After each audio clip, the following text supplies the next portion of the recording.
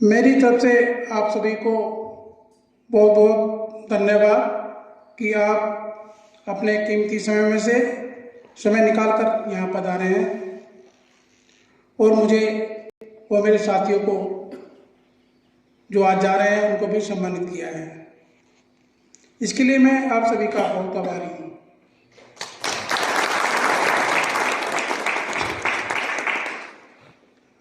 आज आखिर वो समय आ ही गया है जिस दिन का इंतजार बढ़ती होने के समय से रहता है।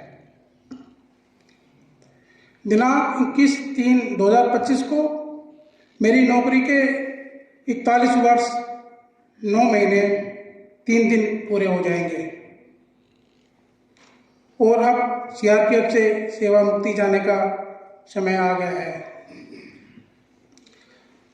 सबसे पहले मैं उन सभी जवानों को धन्यवाद देता हूं और मैं उन सभी का आजीवन ऋणी रहूंगा जिन्होंने विपरीत परिस्थितियों में भी मेरा साथ दिया और मुझे ड्यूटी के लिए सफल बनाया। मैं दिल से आप सभी का बहुत आभारी हूं। आप सभी का बहुत बहुत धन्यवाद। इसके अलावा मैं उन सभी को धन्यवाद दूंगा जो सीआरपीएफ में नींव की ईंट की तरह होते हैं। पूरी सीआरपीएफ इनके योगदान के बिना अधूरी होती है, जिन्हें हम सपोर्टिंग स्टाफ भी कहते हैं। खाना बनाने वाले हो या सफाई करने वाले या वॉशरमैन या बार्बर, हर बटालियन में इन्होंने हमारी बहुत मदद किया है। सीआरपीएफ में आपके महान योगदान के लिए आप सभी को मैं दिल से बहुत धन्यवाद देता हूँ।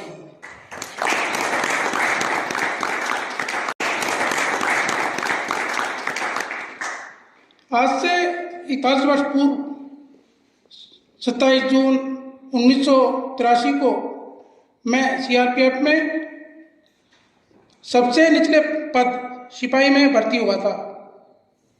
जल्दी ही हेड कांस्टेबल का डायरेक्ट टेस्ट दिया था और सफलता मिली और उसके बाद लगातार प्रमोशन के बाद अब सेकंड कमांड से सेवानिवृत्त हो रहा हूँ। 1983 में सीआरपीएफ में 210 रुपये बेसिक पे से नौकरी की शुरुआत हुई थी और आज 1,26,800 रुपये बेसिक पे के साथ सेवानिवृत्त हो रहा हूँ। जैसा कि मैं हमेशा प्रत्येक सुपरनेशन जाने वाले को कहता हूँ, सबसे बड़ी खुशी की बात यह है कि शरीर की पूरी तरह फिटनेस के साथ विदा हो रहा हूँ। जैसा सीआरपीएफ में भर्ती हुआ था ठीक वैसा ही आज सीआरपीएफ से विदा हो रहा हूँ। पूरी 41 वर्ष की नौकरी के दौरान मैंने खुद को ड्यूटी के लिए हमेशा मेडिकल फिट रखा। मेरी मेडिकल कैटेगरी हमेशा सेफ वन रही। मैंने कभी भी अपनी मेडिकल कैटेगरी को सेफ डाउन नहीं होने दिया।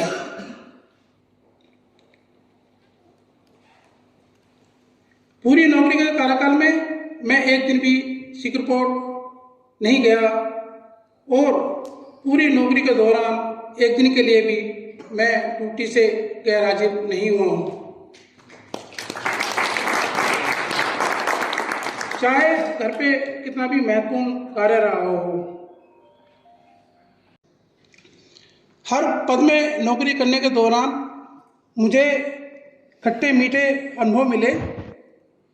हालांकि मैंने सभी के साथ मिलकर चलने की कोशिश किया, लेकिन कुछ नकारात्मक लोग भी मिले। मैंने नकारात्मक लोगों को त्याग दिया और अच्छे और समझदार लोगों से मार्गदर्शन लिया। जरूरत पड़ने पर उनसे सलाह भी लिया और अपने जीवन में उनकी सलाह को लागू किया, जिसके फलस्वरूप मैंने सफलताएं अर्जित किया। मुझे सभी साथी अधिकारियों का भी पूरा सहयोग मिला। सभी के साथ परिवार की तरह रहा। बाकी मुझसे जूनियर सभी साथी कार्मिकों ने एडम एवं ऑपरेशन के क्षेत्र में मुझे बहुत सपोर्ट किया, जिसकी वजह से मेरा सीआरपीएफ का पूरा कार्यकाल सफलतापूर्वक रहा। इन्हीं सफलताओं के कारण मुझे अलग अलग समय पर 6 बार सीआरपीएफ के महानिदेशक के द्वारा डीजी डिश से नवाजा गया एवं अनेकों प्रशंसा पत्र भी मिले हैं। इसके अलावा 2018 में स्वतंत्रता दिवस के अवसर पर मुझे सराहनीय सेवा के लिए महामहिम राष्ट्रपति के द्वारा भी पुलिस पदक से नवाजा गया है। उपरोक्त उपलब्धियों के लिए मेरे साथ रहे सभी कार्मिकों का महत्वपूर्ण योगदान रहा था। इनके बिना मैं शून्य था। मैं आप सभी का बहुत आभारी हूँ। अपने 41 वर्ष 9 महीने के कार्यकाल के दौरान मैंने सीआरपीएफ में अपनी महत्वपूर्ण जिम्मेदारियों को समझा और उन्हें निभाया भी। मैंने हमेशा अपने वरिष्ठ अधिकारियों के आदेशों का पालन किया। यही वजह थी कि मुझे 11 वर्ष अप्रैल 1994 से जुलाई 2005 तक प्रधानमंत्री की सुरक्षा एसपीजी में ड्यूटी करने का मौका मिला और उससे पहले 5 साल 1987 से लेकर 1992 तक स्पेशल ड्यूटी ग्रुप में भी ड्यूटी करने का मौका मिला। इसी दौरान 1 वर्ष फरवरी 93 से अप्रैल 2094 तक एमएचए कंट्रोल रूम में भी कार्य करने का मौका मिला। कहते हैं कि नौकरी के दौरान कुछ टर्निंग पॉइंट आते हैं, उनका मौका नहीं छोड़ना चाहिए। मेरी नौकरी के दौरान भी 2 महत्वपूर्ण टर्निंग पॉइंट आए जिन्होंने मेरी लाइफ को बदल दिया। पहला था, मैं सिपाही था लेकिन 3 साल नौकरी नहीं होने के कारण मैंने सिपाही से हवलदार का डायरेक्ट टेस्ट दिया। पूरे भारत में केवल 110 वैकेंसी थी और लाखों की संख्या में लड़के परीक्षा में बैठे थे, लेकिन मैं पास हुआ। मुझे आज भी याद है, जिस दिन मेरा पास का रिजल्ट आया था, मैं श्रीनगर में 52 बटालियन में था और मैं खुशी के मारे पूरी रात सो नहीं सका था। और दूसरा टर्निंग पॉइंट था एसपीजी में सिलेक्शन होना। एसपीजी की वजह से मेरे रहन सहन और सोच में काफ़ी अच्छा परिवर्तन आया। मैंने अपने जीवन में 2 महापुरुषों को अपना आदर्श माना है और उनके कार्य से प्रेरणा लिया और आज भी उनके ही बताए रास्ते पर चलने की कोशिश करता हूँ। पहले हैं बाबा साहेब डॉक्टर भीमराव अंबेडकर। जिस इंसान को पढ़ने के लिए स्कूल के अंदर बैठने तक नहीं दिया गया था, उन्होंने अपनी मेहनत और लगन से अपने जीवन में 32 डिग्रियां हासिल किया था। दुनिया की सबसे महत्वपूर्ण यूनिवर्सिटी अमेरिका की कोलंबिया यूनिवर्सिटी से उन्होंने पढ़ाई करके डिग्री प्राप्त किया। मैंने उनसे सीखा है, जीवन में मेहनत करते रहो, एक दिन कामयाबी अवश्य मिलेगी। दूसरे हैं doctor APJ Abdul Kalam sir. गरीब परिवार में पैदा होने के बावजूद अपनी मेहनत और से उन्होंने जो मुकाम हासिल किया है, हर भारतीय को उनके ऊपर गर्व है। उनका कहना था, सपने वो नहीं होते जो हम सोते समय देखते हैं, सपने वो होते हैं जो हम जागते हुए देखते हैं। और मैंने भी उनसे प्रेरित होकर जागते हुए कुछ सपने देखे थे और मैंने उन सपनों को साकार किया। सीआरपीएफ के दौरान आसाम, पुलवामा, श्रीनगर, अनंतनाग, झारखंड, गढ़चिरौली जैसे महत्वपूर्ण स्थानों पर रहकर ड्यूटी किया है। 2015 से लेकर 2017 तक लगातार 3 साल अमरनाथ यात्रा ड्यूटी का भी हिस्सा रहा तथा अमरनाथ यात्रा के दौरान 2016 और 2017 में मैं चंदनवाड़ी कैंप का कैंप कमांडर भी रहा हूँ और सफलतापूर्वक कार्य किया। 2016 में अनंतनाग में आतंकवादी बुरहान वानी के मारे जाने के बाद का आतंकवाद एवं पत्थरबाजी का वो दौर भी मैंने नज़दीक से देखा है और निडर होकर के ड्यूटी किया। मैंने हमेशा अपने अधीन जवानों को अपने ही परिवार का हिस्सा समझा, उनकी समस्याओं का और उनकी सुरक्षा का हमेशा ध्यान रखा और ड्यूटी के दौरान मेरी प्राथमिकता रही कि मेरे अधीन किसी भी कार्मिक को ड्यूटी के दौरान व्यक्तिगत कोई नुकसान नहीं हो और मैं इस कार्य में सफल भी रहा। ऑपरेशन ड्यूटी के दौरान मैंने कभी भी अपने अधीन ड्यूटी करने वाले जवानों के परिवार का व्यक्तिगत नुकसान नहीं होने दिया।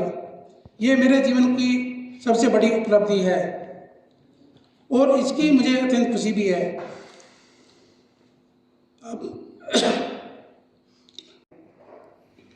हम सभी एक अनुशासित फोर्स के सदस्य हैं। सभी को अनुशासन में रखना बहुत ज़रूरी होता है। उसके लिए हो सकता है कभी किसी जवान को गलती करने पर डांटना पड़ जाता है। उस डांट का किसी को बुरा नहीं मानना चाहिए। गलती करने पर डांटा अपने को ही जाता है, गैरों को नहीं। कभी कभी गलती करने पर किसी जवान को सज़ा मिल जाती है। असल में छोटी सज़ा मिलना भी एक वेलफेयर है।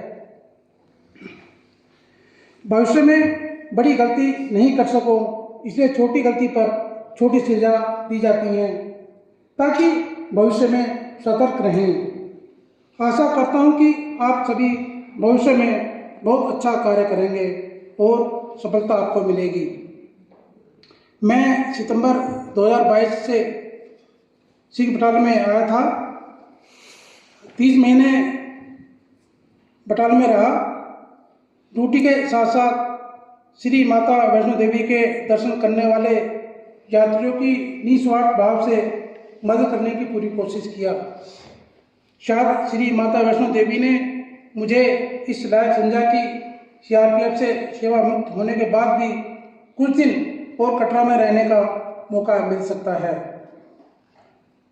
आप सभी की जानकारी के लिए मैं बता देता हूं कि मैंने जीवन में आज तक अपने निजी स्वार्थ के लिए कोई भी ऐसा गलत कार्य नहीं किया है जिससे मेरी और बटालियन की और सीआरपीएफ की छवि खराब हो।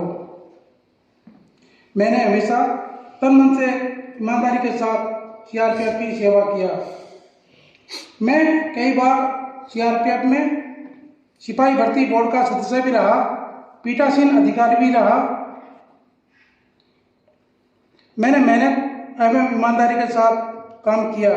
शायद उसी का ही परिणाम है आज सीआरपीएफ से इज्जत एवं खुशी के साथ विदा हो रहा हूँ और भविष्य में भी सीआरपीएफ का वफादार सिपाही बनकर रहूँगा। मैं आप सभी से भी अनुरोध करता हूँ कि आप सभी ऐसे स्थान पर तैनात हैं जहाँ पर आप ज़रूरतमंद लोगों की ज़्यादा से ज़्यादा मदद कर सकते हैं। वैसे तो सिख बटालियन का प्रत्येक अधिकारी और जवान ड्यूटी के साथ साथ यात्रियों की बहुत मदद करते हैं। लोगों की दुआएं और श्री माता वैष्णो देवी की कृपा आप सभी पर हमेशा बनी रहेगी। अपने सफल कार्यकाल के दौरान मैंने भी सीआरपीएफ को अपना 100% योगदान देने का कोशिश किया, जिसकी वजह से घर की जिम्मेदारियां निभाने में पीछे रहा। एक अफसोस मुझे हमेशा रहा कि ड्यूटी की वजह से मैं अपनी छोटी बहन की शादी में शामिल नहीं हो सका था। बड़े भाई ने ही सारी जिम्मेदारी निभाई। अगर आप सीआरपीएफ को अपना पूरा योगदान देते हैं तो सीआरपीएफ भी बदले में हमें बहुत कुछ देती है और सीआरपीएफ ने बदले में मुझे बहुत कुछ दिया। एक सिपाही पद पर भर्ती होकर आज सेकंड इन कमांड के पद से सेवा मुक्त हो रहा हूँ। इसके अलावा सीआरपीएफ में भर्ती के दौरान मैंने सोचा भी नहीं था, वो सपने भी साकार हुए। सीआरपीएफ की बदौलत ही एसपीजी डेपुटेशन के दौरान ड्यूटी के लिए मुझे विदेशों में ऑस्ट्रिया, लंदन, जापान, नाइजीरिया जैसे देशों में भी जाने का सौभाग्य मिला। सीआरपीएफ के अलावा घर की बच्चों की जवाबदारी थी, जिनके लिए मैं बहुत समय कम दे पाया। उसके पीछे एक विश्वास भी था, क्योंकि घर की पूरी जिम्मेदारी संभालने वाली घर पर मेरी पत्नी मौजूद रही। उसी ने घर संभाला और चलाया भी। मेरा डेबिट कार्ड हमेशा मेरी पत्नी के पास ही रहता है और मेरे बैंक का मोबाइल नंबर भी। जब कभी मुझे पैसों की जरूरत होती है तो मैं पत्नी से मांगता हूँ। पूरे जीवन में मैंने पत्नी से कभी भी नहीं पूछा है कि आपने कितना पैसा बैंक से निकाला है और खर्च किया है। एक विश्वास बना हुआ है। घर की सबसे बड़ी दो जिम्मेदारी पूरी हो गई हैं, एक की अभी पूरी करना बाकी है। यानी 2 बच्चों की शादी हो चुकी है और एक की शादी करना बाकी है। बस रिटायरमेंट का ही इंतजार था। मेरे 2 बच्चे सरकारी नौकरी में हैं। बेटा एयरपोर्ट अथॉरिटी देहरादून पर है और मेरी बड़ी बेटी दिल्ली मेट्रो में कंट्रोलर है। आज के बाद से सीनियर सिटीजन की पदवी मिलने वाली है। सीआरपीएफ में तो द्वितीय कमान अधिकारी था, लेकिन अब घर पर तृतीय कमान अधिकारी बनकर रहना पड़ेगा।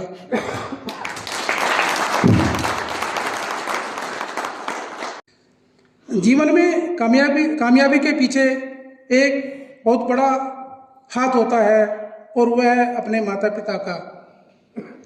उनके बिना आशीर्वाद के और दुआ के हम कभी भी जीवन में सफल नहीं हो सकते। और मेरी आज की कामयाबी के पीछे भी मेरी माँ का आशीर्वाद रहा है। पिताजी का स्वर्गवास जल्दी हो गया था। माँ ने ही हमारे लिए जो कुछ किया वो कभी भूल नहीं सकते और मैं हर जन्म में अपनी माँ का ऋणी रहूँगा। मैं अब सीआरपीएफ से विदा हो रहा हूँ। सबसे बड़ी खुशी की बात है कि श्री माता वैष्णो देवी कटरा के दरबार से सेवा मुक्त हो रहा हूँ। मैं रिटायर इसलिए नहीं कहता हूँ क्योंकि इंसान कभी रिटायर नहीं होता है, बस जवाबदारी बदलती रहती है। अब सीआरपीएफ की जवाबदारी पूरी हो चुकी हैं और अब घर की जवाबदारी और बढ़ गई है, जिन्हें पूरी करना है।